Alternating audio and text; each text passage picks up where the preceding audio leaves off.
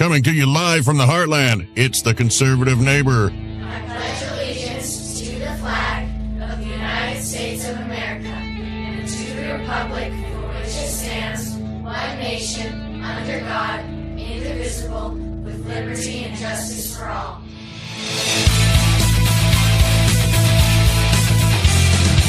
You're listening to Every Leftist Nightmare, the home of blunt force truth, the Conservative Neighbor. In today's show, we're going to talk about fake news, fake anti-Semitism. Is Pope Francis preaching heresy? And the Caravan tells Mexico invasion of America is the goal. We'll discuss that and more, but first this.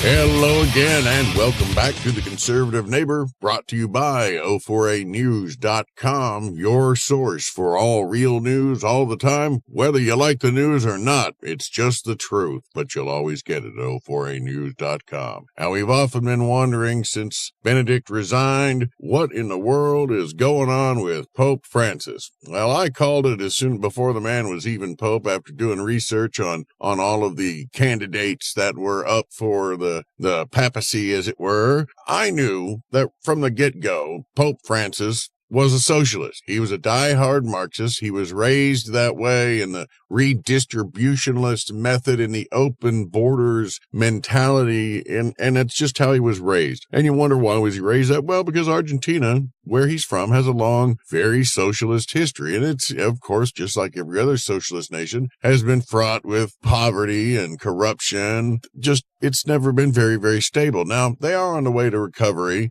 and there are some good things about Argentina compared to other nations in the South America, but they could do better. They could do better, and they're on their way.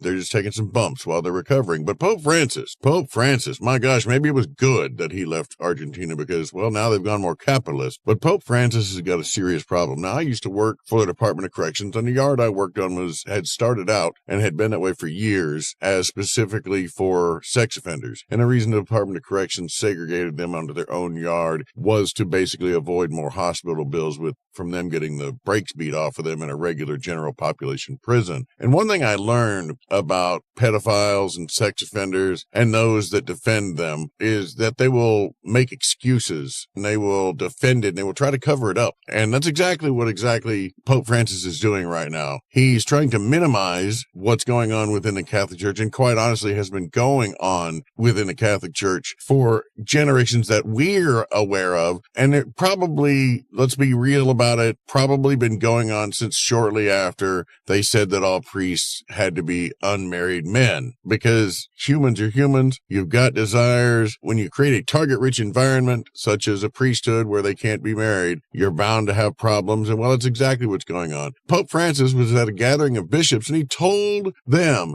that the church needs to be protected from the great accuser, making a reference to criticism the Vatican has gotten over child sex abuse scandals. Well, what exactly would they expect to happen when generations upon generations of sexual allegations have been proven, that the evidence finally surfaces? What did he expect? What did he honestly expect that would happen? And he said, through us, the great accuser wants to attack. Our mother, the church, is holy, but because of our sins, the great accuser always takes advantage. No, Pope, I'm sorry. There's a great big difference between people that are calling your people out for sins and a great accuser, as you would like to call it. And there's a great big huge difference in that. So I'm not sure where you're getting at that, Mr. Pope. But the fact is, you're preaching heresy. What you're doing is defending pedophiles and sexual abusers, because only somebody that's a pedophile or a sexual abuser is going to do something like that. But, that wasn't the only thing that Pope Francis has done recently. He recently compared what they call populist politicians, the ones that are like America First, Hungary First, Czechoslovakia First, or Czech Republic First, Poland First, that type of thing.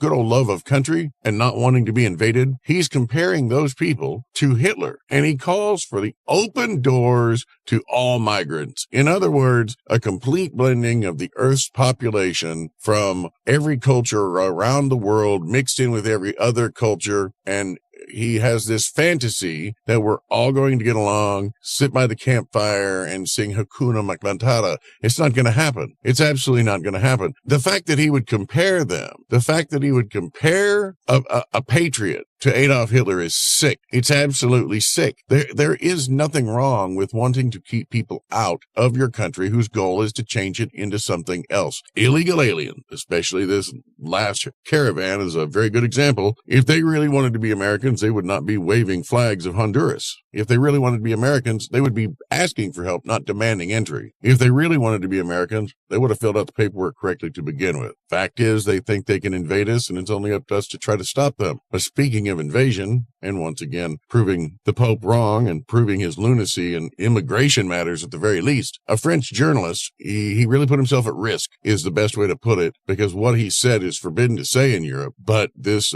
French journalist named Zemmour, he straight up said, innumerable French neighborhoods are Islamicized and ruled by Sharia law. He straight up said it. He told them on the radio, on Sud Radio, and he described the Islamification of modern-day France. He said, so what isn't the problem? Neither pauperization nor social mixing. It's the problem of Islamification in the neighborhoods. In those neighborhoods, there are only halal butchers, only halal bookstores, only halal shops, and that with people who are dressed, veiled women and men dressed alike in Afghanistan or in Saudi Arabia in the 18th century. Why are they doing it? Well, for a very simple reason, because all that determines norms and the way you normatize, if you can say that, the neighborhoods are Islamicized and are in fact ruled by Sharia law and Islamic law. That is in France today in innumerable neighborhoods. Now, if you'd like to see some innumerable neighborhoods, now I've provided the link here to YouTube, but in case you can't click on the link, simply go to YouTube and look up Dennis Michael Lynch, Dearborn, Michigan, and watch this video, and you'll see exactly what this journalist is talking about happening right here in the United States. It very much is. If you'd like to see a separate culture that is invading the United States and destroying American culture, simply go to Southern California in any pretty much neighborhood. Yes, Southern California has always had a Latino kind of flavor to it, and whatnot, and that's fine. That's fine. Nobody's complaining about that because it makes California part of what it is. But what California isn't is part of Mexico. It's not part of Honduras. It's not part of Guatemala. It's not part of any of those nations. It's part of the United States. What's going on there is a cultural takeover as well by illegal aliens who are converting the culture of an American one where we love liberty, we love the law and order, we love our fellow Americans. What they're turning it into is the exact opposite that. They're turning it into a lawless land where people could do anything they want, where drug cartels are ruling the streets, homeless people are everywhere, addicts are everywhere, needles are everywhere, and this is exactly what is happening in California right now because of multiculturalism. And we have brought it in upon ourselves, and it's not working, as we knew it never would work. As we mentioned earlier, there is some fake news, fake anti-Semitism spraying all over the place because of this crazy national socialist, i.e. another garden variety Democrat, decided to go into a synagogue and shoot up a bunch of people. Now, if you speak out about anybody who happens to be by coincidence both evil and of Jewish descent, you're suddenly now hating on every Jew on earth. And that couldn't be farther from the truth. The Jewish person that we're speaking of is none other than Nazi collaborating George Soros. Yes, Nazi collaborating. Lied to the Nazis in World War II, said that he was a Christian, fake identity, and a whole nine yards, which was very easy back then. And they went around looting houses that the Nazis had snatched Jews up from and put them into death camps. Said it was the greatest time of his life. Now, this is the type of person that we're talking about here, George Soros. So speaking out now against George Soros is now considered anti-Semitism, and it's so bad that Lou Dobbs had a segment that was completely pulled because Judicial Watch said that the Invader Caravan was being funded by George Soros. It is. So it's not anti-Semitism to tell the truth about somebody who happens to be Jewish. There's nothing against it. But, the media, even Fox News isn't perfect, folks. And there's your proof right there. There's your proof right there. They won't let uncomfortable truths be publicized. So there you have it. There you have it. You can't even get real news on Fox, and it just proved it to you. Another thing that's going on is the liberals are trying to accuse Trump of causing the rhetoric that brought about this violence. Now, nothing could be farther from the truth. Absolutely nothing could be farther from the truth. First off, his daughter's married to a Jewish man. Everybody saw the respect that President Trump gave while he was in Israel. Everybody has heard everything that President Trump has said that supports Israel. Any nonsense that you think that President Trump is anti-Semitic or anti-Jewish, you are out of your ever-loving mind. Nothing could be farther from the truth. If anybody was, Obama was, and all you have to do is go look at how he treated Israel to realize that that's an absolute fact. And once again, we have Democrats adopting the motto of the Nazi Party, the National Socialists, and that is their good old propaganda technique to avoid trouble. Accuse the other of that which you are guilty. Now, what I want you to do, this is a little exercise for you. Start categorizing all the times that Democrats accuse somebody else of something that they're actually guilty of. Seriously, go ahead and do it, and you'll find out that it's nearly every single time. Democrats are accusing Republicans of everything that they're guilty of, and it's an absolute proven fact. All you have to do is pay attention. How many times are the Democrats going to call for violence of some sort or insinuate the need for violence of some sort, and violence then happens, and then when are we going to hold them accountable? When does holding Democrats accountable begin to happen? Because there would be none of this violence if Democrats were not stirring people up with an agenda of hate. They wouldn't be getting stirred up to violence if people like Maxine Waters, Nancy Pelosi, Loretta Lynch, Barack Obama, Hillary Clinton, and others weren't talking about committing acts of violence, committing acts of stalking, saying that they will never be civil until they're in power again. How many times do we have to hear this type of rhetoric, see it followed up by a planned act of violence by a lunatic of some flavor, and then the Democrats are never held accountable for it, and then they once again, as they do every single time, attempt to pin the blame on everybody except themselves, making up stories as they go, literally pulling out of the Nazi National Socialist German Workers' Party playbook by accusing the other of that which they are guilty of. And watch what they say and then pay attention to what reality is, and you will see this attitude, that motto, is probably the single most pervasive propaganda technique that they have borrowed from National Socialists that there is yet. Just pay attention. You will see it. Now that you know, there's no going back. It's been revealed to you, and you're going to see it all the time. We'll be right back after this.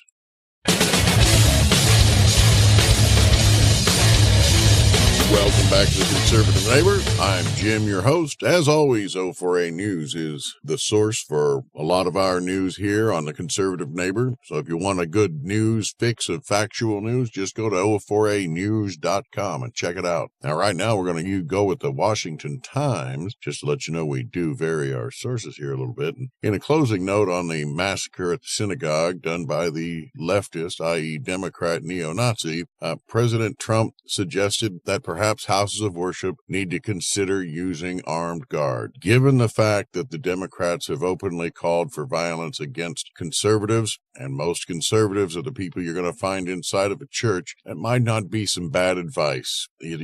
At least you'll have a chance. At least you'll have a chance. You just won't be sitting in a massacre zone. You'll have a fighting chance to go meet your maker another day. That's God's choice. Don't leave it up to a lunatic. Speaking of lunatics, though, the Caravan coming in from Honduras, they've made it very, very, very clear. They are not going to stop in Mexico. The outgoing president of Mexico offered to give them full hearings for asylum there in Mexico, as he's actually required to by international law. So for the first time, kudos to the outgoing Mexican president for doing what you're required to by international law. Unfortunately, though, despite being offered the opportunity for sanctuary in Mexico, despite being offered food and jobs and things like that, and places to stay, despite being offered all of that, the Caravan took a vote by a show of hands. A vast majority vowed to continue on, and right now there's about 9,000 officially heading toward the United States, absolutely refusing anything but coming to the United States. That is not people trying to get asylum. That is not people seeking or fleeing seeing persecution, those are people seeking to bring persecution and to sponge off of other people because they feel entitled to something. The only way I can figure out that they would suddenly feel entitled to something is because they've got a Democrats in them telling them that they're owed something here and that if they come here, we'll let them in. So are we going to let them continue to believe Democrat lies? If we bring them in, we will only reinforce the Democrat lies if we allow them to come in. So the only choice we have at this point is, well, we have two choices. We can allow them in and allow them to continue to believe Democrat lies, which sadly, if we allow them to come in, will then become the truth. So if the Democrats that are down there organizing them and egging them on and walking, with them and riding with them in the buses and on the flatbeds, the ones that are already down there that are keeping this thing rolling, that are keeping it organized, that are keeping it cohesive, those Democrats have made them promises. So what we have to do is we have to make sure that they cannot keep those promises. That's what has to happen. Right now, we have 800 U.S. soldiers down on the border in addition to the National Guard that was already down there, in addition to, of course, Border Patrol that's already down there. So we've got quite a bit going on down there. One of the part of the mission of the 800 additional soldiers, which is, roughly one every mile and a half, I guess, maybe a little less. Anyway, what they're doing down there, these 800 soldiers, which is, it could be an engineering company, they're down there doing things like laying up temporary barriers. That could include things like Constantine wire. If we think they might cross in vehicles, then we could put up literally tank traps. Those are quick and fun, and you can't get a vehicle past them very easily at all. But the Constantine wire, the rolls of wire laid out along the border would be an effective deterrent to stop them before they get here. Whatever they're planning on doing, it has to be effective. We simply cannot allow them to come in. They've proven that they're not refugees. They've proven that they're not harmless. It's ridiculous. It's ridiculous. And it's apparent down in the Justice Department, they're even getting sick of these people because they've decided that then in an internal email, and they're telling their lawyers to stop using the politically correct, cultural Marxist little euphemism, undocumented immigrant. They said that the term that they should be and will be using in their briefs is illegal alien. So undocumented immigrant, like CNN, all of them, they all say it. You've heard it, and I'm sure probably makes the hair on the back of your neck stand up and just jacks your blood pressure up just a bit when you hear it. Undocumented immigrant is on the way out, as well as imaginary genders, because President Trump is talking about putting a legal definition of male and female based on your DNA, not your imagination. What a concept. What a concept. Oh, wait, Carl's prodding me, telling me that I've forgotten something from last week. And actually, there's a couple of things from the last show that I forgot. One, I'm not exactly certain what happened last week. After we were done with the show and I listened to the playback, I was like, holy cow, I sound like Cornholio. I don't know what was going on. I was actually really tired during the last show, and the only thing I had done was had just eaten some tuna helper, the generic kind even. So I don't know. Maybe I got a lot of energy out of the tuna. I'm not exactly certain, but it was very bizarre. Very bizarre. So if I sounded kind of like, I was huffing on some albuterol, I apologize, because I don't even know what happened. I didn't feel like I was speaking at 1,000 miles an hour, but I was. So anyway, it is what it is. But what Carl was reminding me of is that he's just a producer, not a doctor. He sent me some listener question that we forgot to do on Friday. So we're going to do them right now. And we've got Saul in Portland asks, he says, is the walkaway movement an actual thing, or is it just Russian bots? Well, Saul, given the fact that there was a pretty hefty rally up in Washington, D.C. of several thousand people, with Brandon there speaking, the guy that started the walkaway movement, and he didn't see it sound like, to me, like he worked for the Kremlin. So I would have to say yes. And then, to bolster that, all over the country, Americans, there were actually two groups of people getting together. It was the walk away people and the walk with people. And the walk away people are Democrats who said, goodbye. We've had enough of the Democratic Party. We're going to vote anywhere but for you. A lot of them will probably vote independent. whatnot. That's great. Whatever they do, it's great. But then the others, the walk with people, are Republicans that are welcoming them away from the Democratic Party, whatever direction they go. Congratulations. Thank you for waking up. And that's what they're there for. And they're sharing truth with them. They're sharing patriotism with them. It's an honest, awesome thing. And it's happening all over the country. You can go find a lot of pictures of it on Mumblet, which is a social media that's not censored like Facebook. You can actually speak your political mind without having to worry about going to Facebook jail or even Mumblet jail, because there is no Mumblet jail. Speak your mind and you'll be fine. There's a bunch of pictures over there of these rallies that happen for the walkaway movement all over America. So go on over there and check it out, because it's really very cool. Just look for Overpasses for America, search for that, or search for walkaway. You'll find a whole bunch of stuff. You'll just love it. So yes, Saul, the walkaway movement is very real. No Russian bots involved. It's awesome. And what do we have here? Donna in Sacramento asks, why won't Republicans accept the fact that they are Nazis? Oh boy. Okay, Donna, listen, I understand you live in California for the patriots that live there. But for the rest of you, we're not Nazis. Republicans are not Nazis. Honestly, if you could have an ounce of internal perspective and the ability to look upon yourself and your fellow Democrat, you would see that Republicans are, in fact, not at all Nazis, not even remotely close. Capitalists, yes. Some are globalist capitalists, but they're capitalists nonetheless, and no Nazism involved. But if you were to look at the Democratic Party, you have your brown shirts in Black Lives Matter and Antifa, by any means necessary, and other groups like that. So, or you could be called the brown shirts and possibly even maybe the SS. I would think the SS would actually be your Democratic representatives, given the fact that they don't say anything to condemn the militant wings, your SA with Antifa and Black Lives Matter. In fact, they praise them while they go out and commit violence and lie about people and support thugs,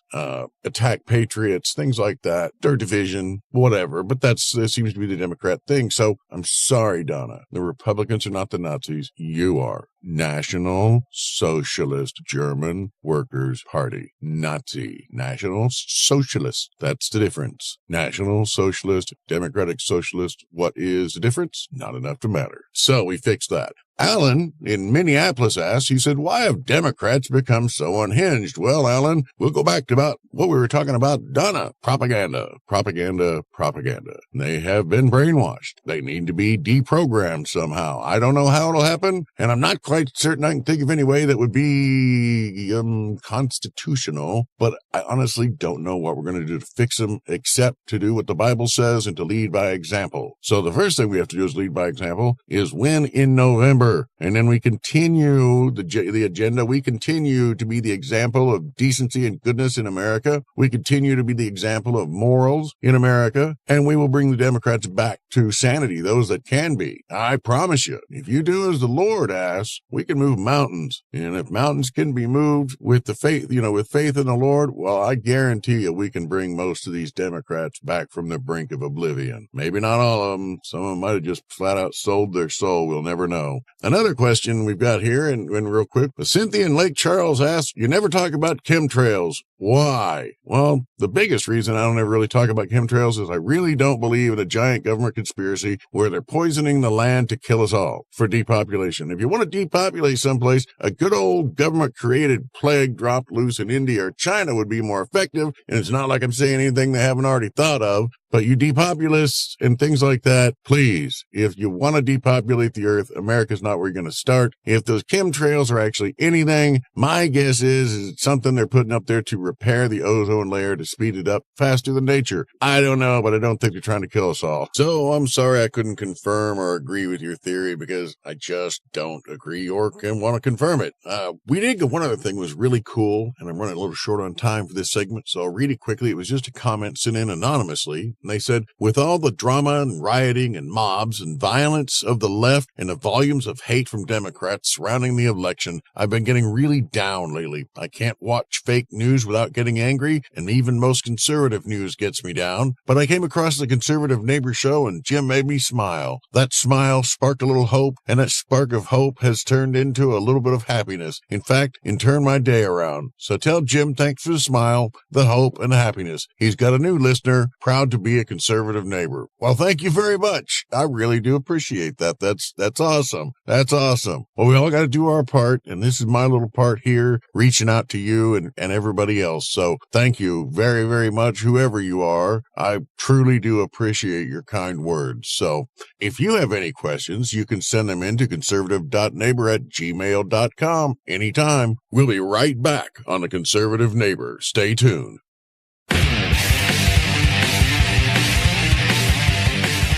Welcome back to the closing word here on the Conservative Neighbor. As it is every day, I am Jim, your host, and I'm happy to be here for you to share good news and bad news, but just plain old truth with you, because somebody's got to do it. So if you get upset, remember, don't kill the messenger. And what we have right now going on is a very pivotal moment in American history, and we can all do our part to make certain, or at least do our part to assist things turning out positively for America, for all Americans, for the betterment of the world, really, because when America prospers, the world prospers. So we've got to get out there and we've got to vote GOP, but we all need to try to do a little bit more. So with 1 week left in the election, before the election, with 1 week left, sometime this week, just take an hour out of your time, please. Well, total time, it might take you 2 hours. Get you a sign that says vote GOP, and on the other side of the sign, put walk away. So you can just kind of flip it around to keep things interesting, and get your flag, go out to a busy street corner near your house or an overpass with a sidewalk near your house, and reach out to people. Make the sign with big letters, like 10 inches or 12 inches tall at least, so that they can be seen. But we can all make a difference, and we can all do our part to make America great again. And just remember, the founding fathers told us that we would only keep this country if we were vigilant to make certain that our liberties